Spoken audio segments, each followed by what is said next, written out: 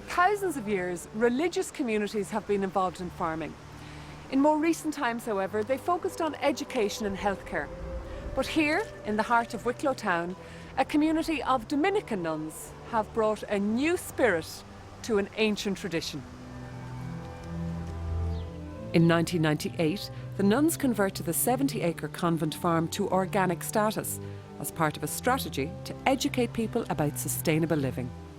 We have been involved for many, many years as Dominicans in education, primary, secondary and third level. But we feel now that earth education is of the utmost importance because we as human beings need to live in a more sustainable way on the planet. Our farm is an organic farm, and that's the most environmentally friendly way of farming.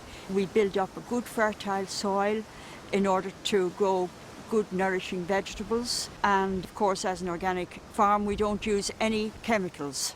We would understand the earth as to be a living organism, living being, and it's part of God's creation, and we would see the earth as the primary reflection of the divine. We're all part of the community of life, and humanity is just one strand in the whole community of life. Vegetables and meat grown on the farm are sold in the centre's newly expanded farm shop, as well as in local farmers' markets. This helps fund the farm and educate consumers about food and the environment. So Julie, everything on this table is from your farm? That's right, yes. I've spotted some very impressive looking carrots over here, Julie.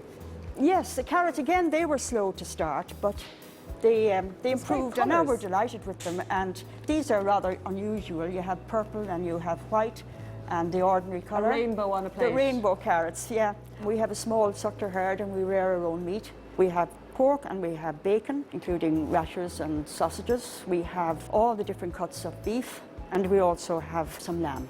It's very popular and people love it. Our customer base is growing all the time, and we're seeing a lot of local faces, but actually more and more faces from, people from afar that have heard about us and are coming in to experience it. I really love the taste of the organic vegetables that are grown here, and I really believe in shopping locally. Well, I'm getting local produce that's organically grown, which is really important to me. And I think that what they're doing here is a big part of our progression of coming out of the recession. For farm manager Janice Codd, the Dominican farm has given her a second chance to work in her chosen career. I farmed all my life. I grew up on a farm and I was renting ground, and I had a suckler herd, but it was too expensive. I wasn't making any money. So then I gave that up and saw an ad in the paper for a part-time person here, and that was last year. That's when I started here. But is organic farming easier or harder than conventional farming?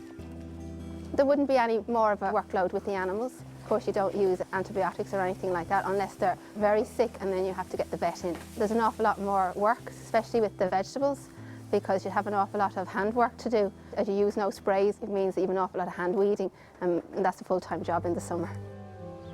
For the convent community, the organic farm has been a return to the traditional use of the land around the school, and the addition of the Ecology Centre has provided a new educational mission for the sisters. It's a 70-acre farm, not huge, but it always provided food for a large community of boarders, about 150, a large community of sisters, and of course a large staff. So they had their own vegetables, their own meat, their own bakery. Really, they were self-sufficient. We decided to establish it as an organic farm because we believed that organic farming is by far the most friendly way to farm.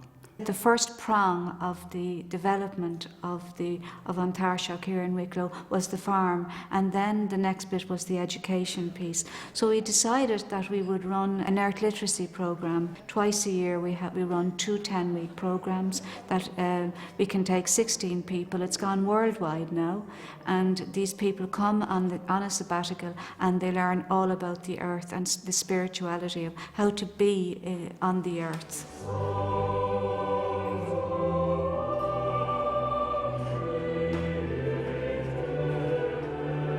When I'm cooking, I realise that I'm working with sacred material. So it's like as if this is a little chapel. My kitchen's like a little chapel. My table where I prepare the food is like an altar. So I kind of work with the food in as reverent a way as I can. So just before we sit down, we'll say this little blessing in gratitude. From air and soil, from bees and sun, from others' toil, our food is one. We are all one. Enjoy your lunch. The nuns have also leased a section of the farm as a community garden, which gives local families the opportunity to grow their own food. We have about 15 plots. We have anyone from young families to retired people. We have groups that come in as well from the community to do a bit of gardening together. So there's all age ranges. We've got lots of kids involved as well. We're very grateful for this amazing space. It's a lovely place. It's got good soil apart from all the stones, and we really appreciate being able to have this space. For the sisters of this Dominican convent, their focus is on eternal salvation, but saving the planet does seem a good place to start. Caring for the planet is, for me, caring for the soul of myself and of the planet. You can't live on this farm without feeling the benefits of it. You know, you walk out into the grounds and see those beautiful vegetables growing. So you'd want to start growing yourself. Spirituality is not about saying prayers, it's about how we live and how we relate to one another, to the community of life, to the divine within everything. A little piece of Wicklow heaven there.